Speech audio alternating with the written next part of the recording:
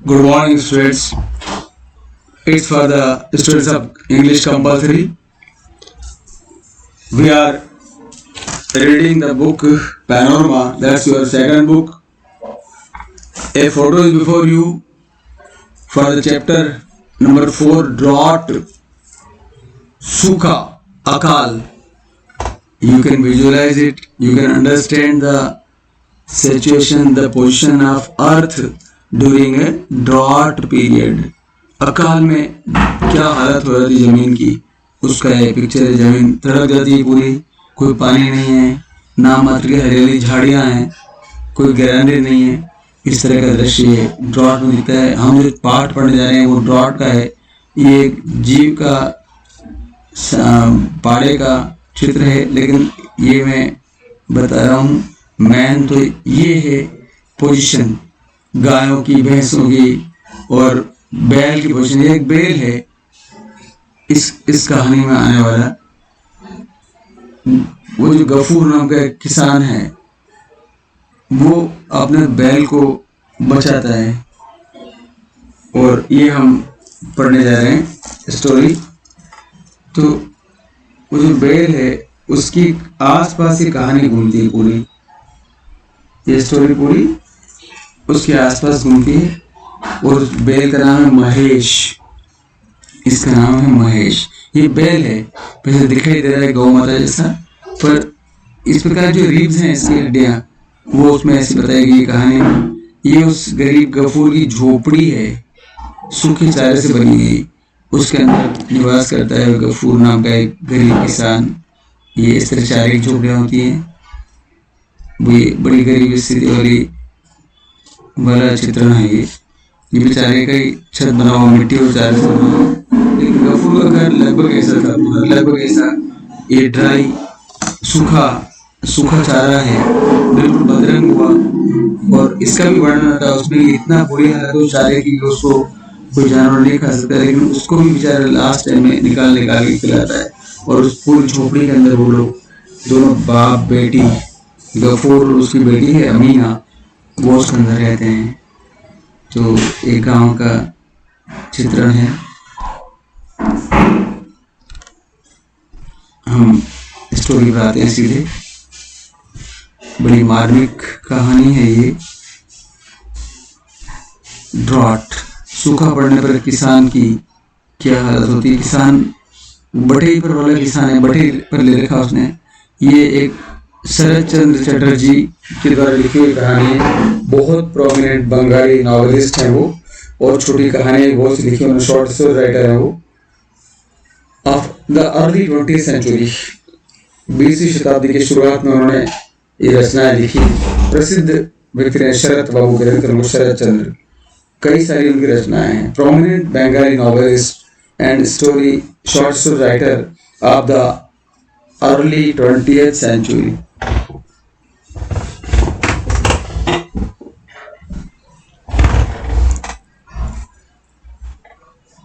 Okay, so let's start. Most of his works deal with the lifestyle. जीवन किस प्रकार से जीते थे लोग, ट्रेजेडी, दुखांतिकाएं, struggle of the village people and the contemporary social practices that prevailed in Bengal. और उस जमाने में समकालीन क्या सामाजिक आदतें थी लोगों की, सामाजिक व्यवहार कैसा था, प्रैक्टिसेस बंगाल में कैसे हावी था, उसके ऊपर वर्णन है।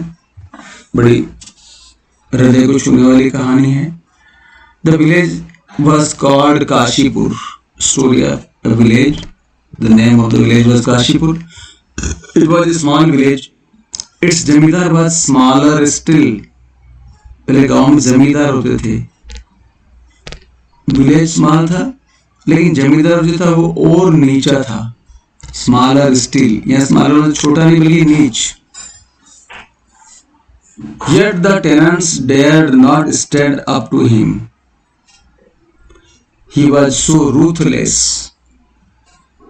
Tenants, बटेदार, जो उसके अधीन खेती करते, जमींदारी प्रथा थी। जमींदारी का मतलब पूरे गांव की जितनी जमीन है वो सभी का मालिक एक जमींदार होता था। गांव के किसान मजदूरी करते उसकी वहाँ, उसकी दया पर निर्भर था कि वो उनको खाने के लिए अनाज दे दे, उधार होगी। उसका ब्याज लेता था और बड़ी बुरी हालत थी। ब्याज ब्याज में वो लोग पिटते रहते और कभी गरीबी से बाहर नहीं निकल पाते, बिलो पॉवर्टी लाइन ही रह जाते वो। अभी भी बिलो पॉवर्टी लाइन है बहुत से लोग, बीपीएल। लेकिन अब जो बीपीएल है वो मोटरसाइकिलों वाले हैं, अब वो पक्के मकान वाले हैं, वो पंखे लगे हुए उनके घरों में, फिर भी वो बीपीएल में है, बिलो पॉवर्टी लाइन है। अब थोड़ी मजाक अलग तरह की है, उस समय क्रूर मजाक थी, अब ये लूट मार की मजाक है। तो बीपीएल की स्थिति इसको बोलते, बिलो पॉवर्टी लाइन। बड़े गरीब लोग थे और जमींदार उनको लूटा करता था। He was ruthless. It was the birthday of his youngest son. जिस समय की घटना है, उस दिन उसका बर्थडे था अपने सबसे छोटे बेटे का। दोपहर का समय था, it was noon. Tarak Ratna the priest, जमींदार ने अपने घर पर तारक रत्न को बुलाया था, जो कि वहां का पुजारी था। वो वहां पूजा करने आया था, बेटे के लिए परमात्मा से प्रार्थना करने आया था उसके जन्मदिन पर। Priest was on his way home from the landlord's house. ये फ्लैशबैक स्टोरी शुरू हो रही, सीधी कहानी शुरू वहां से हो रही। हमें प्रीस्ट दिखाई देता है तारक रत्न नाम का, जो लैंडलॉर्ड के मकान से लौट रहा है, जमींदार के मकान से लौट रहा है, अपने घर पर जा रहा है। Where he had been offering prayers. क्यों था वहां पर? वो प्रेयर्स कर रहा था उस बच्चे के लिए। It was nearing the end of May. What was the time? What was the period of the year? वर्ष का कौन सा समय था? Nearing the end of May. मई खत्म हो रहा था। हमारे यहाँ भी मई के लास्ट में बहुत अधिक गर्मी होती है। मई और जून जो होते हैं बड़े पार्चिंग होते हैं, बड़े त्रस्त कर देने वाली गर्मी होती है। So it was nearing the end of May, but not a patch of cloud. जरा सा टुकड़ा भी नजर नहीं आ रहा था बादल का, could be seen in the sky. The rainless firmament poured fire. आग उगल रहा था आकाश, rainless. The field in front stretching out to the horizon. सामने का जो खेत था वो पूरा क्षितिज तक फैला हुआ था, कोई पेड़ पौधे नहीं, कोई हरियाली नहीं। Had broken up into tens of thousands of fissures in the burning blaze. जमीन जो थी ना, हजारों हजार टुकड़ों में, फिशर्स में बढ़ गई थी। जिनमें चित्र बताया शुरू में, फिशर हो गए थे, उसके अंदर दरारें पड़ गई थी। ब्लेज, बर्निंग ब्लेज, जलती हुई लपटें। एंड इट लुक्ड एज दो the life blood of mother earth. ऐसा लगने लगा था कि जैसे धरती माता का जो ब्लड है, जीवनदायी रक्त, was unceasingly flowing out through them as smoke. पृथ्वी का रक्त निकल करके उनमें से धुआं बन के उड़ रहा था। गर्मियों में मरीचिका दिखती है। उसके अलावा जब पानी होता है धरती का, वो फिशर्स में से उड़ता रहता है। तो लेखक बोल रहा है कि ऐसा लग रहा है कि धरती का जो ब्लड है वो बाहर निकल रहा है उन दरारों में से। If one gazed long at its rising, अगर कोई ध्यान से उसको देखे, गेज करे उसको, ताके ध्यान से उसको, तो फ्लेम लाइक सिनुअस मूवमेंट, ऐसा लगता है लपटे चल रही है, ऐसा मूवमेंट दिखता था। It left him as it were dazed and drunkenness, और वो उस आदमी को डरा देता है, डेजल हो जाता वो। At the end of the field, beside the road, there stood the house of Gafur, जो कहानी का मुख्य केंद्र है, वहां उसका मकान खड़ा था। हाउस क्या था बेचारे का? घास फूस की झोपड़ी।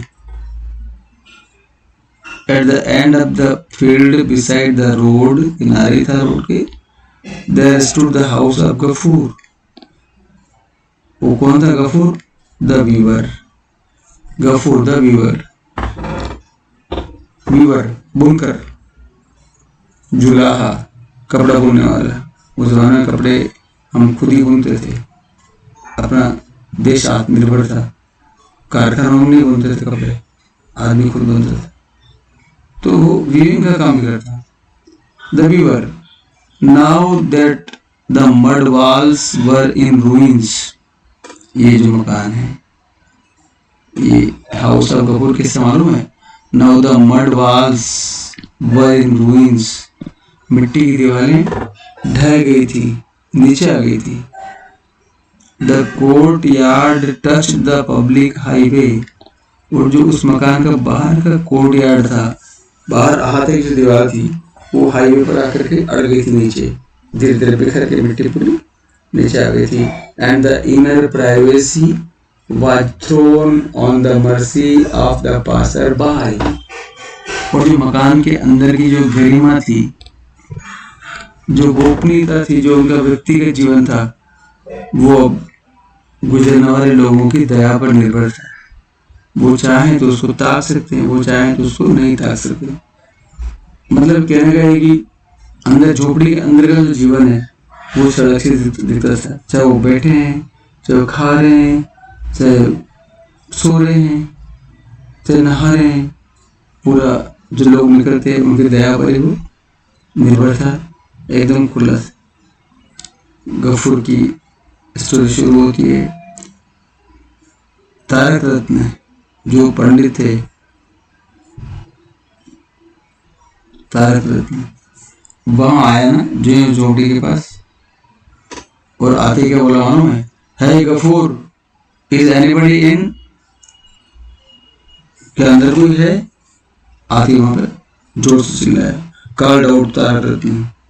और कहाँ खड़ा था वो? Standing in the shade of a tree by the road side, सड़क पर एक पेड़ था, उसकी छाया में खड़ा होकर आवाज लगा रहा, हे गफूर, इज एनीबडी देयर? एक लड़की है, एक छोटी लड़की आती बोला, what do you want? Father is down with fever.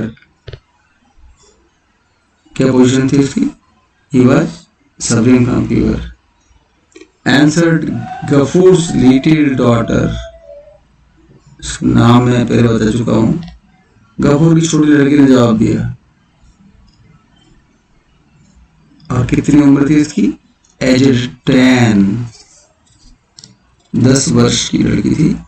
Appearing at the door, दरवाजे पर आगे खड़ी हो गई। क्या बोला उसने?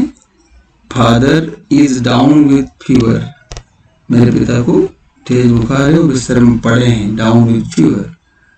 तो वो तारक रत्न बोला, फीवर, कॉल द स्काउंड्रल, बुखार हो गया उसको, तो दुष्ट को बुलाओ, यहाँ पर आवाज लगाओ। निर्दयता देखो, बच्ची के लिए बुखार है तो बोले उस दुष्ट को बुलाओ यहाँ पर। Tarak Ratna shouted, the noise brought Gafoor out, बहुत जोर से बोलने लगा, तो उससे जो शोर हुआ उससे गफूर बाहर आ गया, और वास्तव में उसको बुखार था। शिवरिंग विद फीवर, कांप रहा था, कांप रहा था। और वहां क्या था? वो पास में a bull was tied to the old acacia,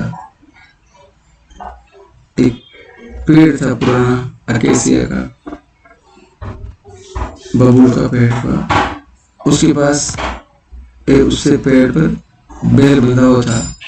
the leaned that leaned against the broken wall, और वो जो पेड़ था वो टूटी हुई दीवार के ऊपर टच कर रहा था, झुका हुआ था, लीन्ड। जो वो आया बेचारा उठ करके, तो उसने बोला तारक रत्न ने, what do I see here, what do I see there, मुझे क्या दिख रहा है ये? What do I see there? क्या है ये? Demanded Tarak Ratna.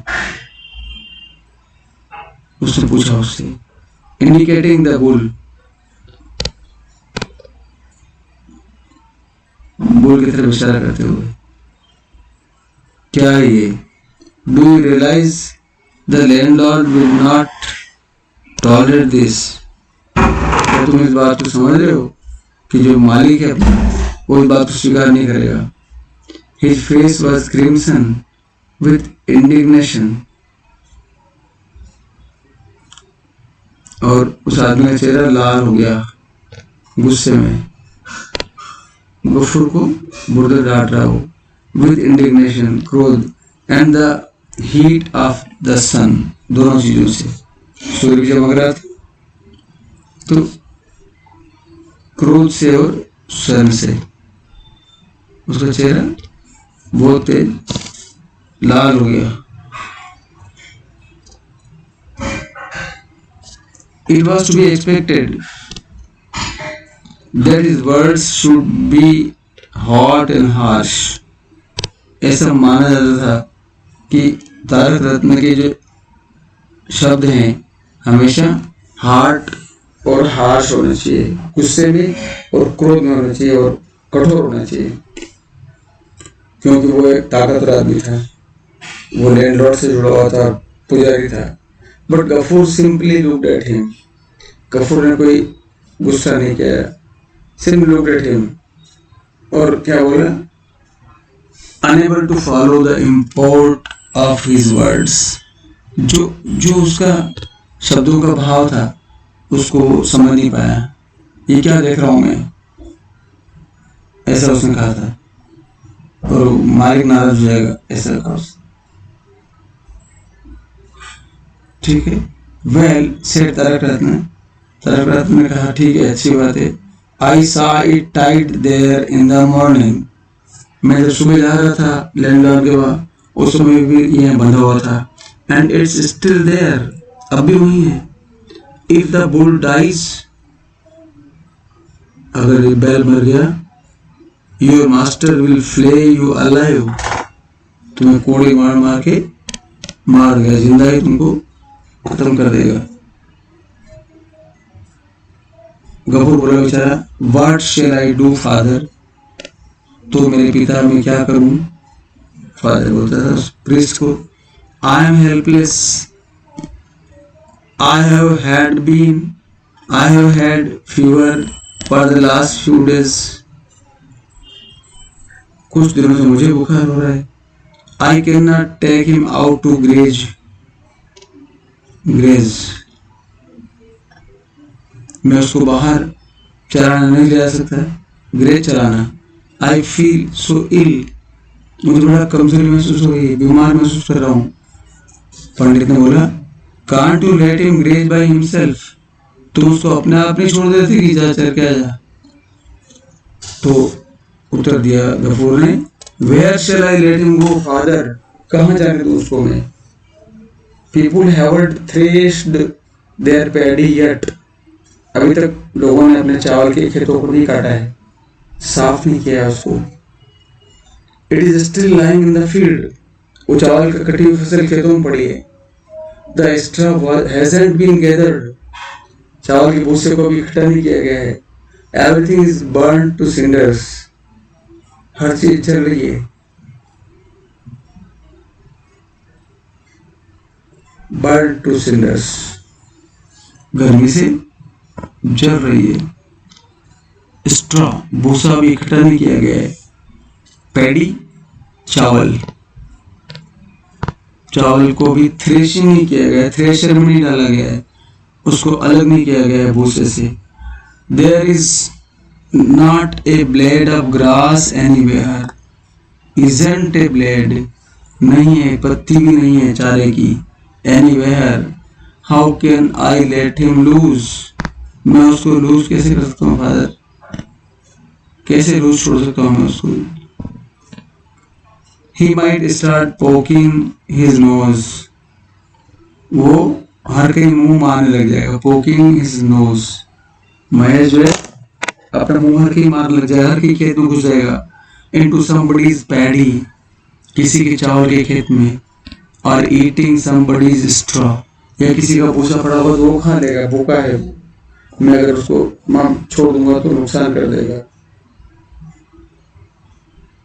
Tarak Ratna soften a little, Tarak रत्न को थोड़ा समझ में आई बात, वो थोड़ा नरम हुआ।